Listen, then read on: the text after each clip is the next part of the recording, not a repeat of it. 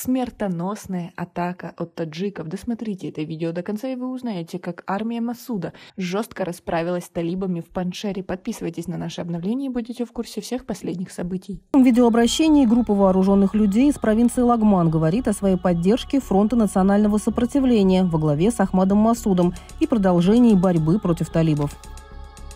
Ранее аналогичные заявления сделали вооруженные группы из Кабула, провинций Парван, Каписа, Балх, Тахар и Бадахшан.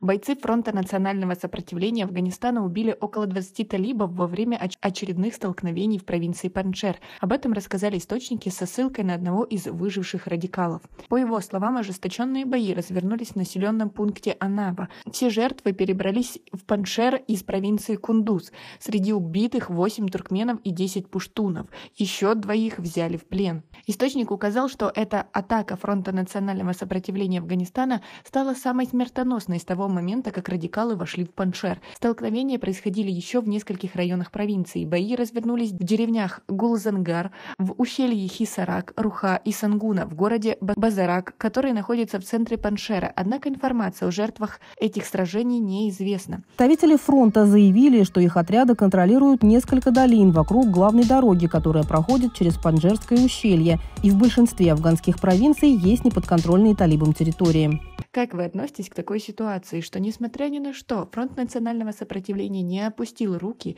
и достойно противостоит террористам? Свои ответы напишите нам, пожалуйста, в комментарии. По словам радикала, бойцам Фронта национального сопротивления удалось уничтожить бронемашину талибов, внутри которой находились 7 человек. Еще одного боевика убили в провинции Баглан. После этого талибы отправили подкрепление из Кабула. Радикалы начали обыскивать дома местных жителей. Ранее участники Фронта национального сопротивления Афганистана впервые уничтожили бронемашину талибов и показали ее на видео. В ролике запечатлена полуразрушенная военная техника, лежащая в засыпанной камнями яме. Как вы относитесь к такой ситуации? Как вы думаете, в будущем Фронт национального сопротивления Афганистана сможет отбиться от талибов и свергнуть их, чтобы пришла нормальная мирная власть?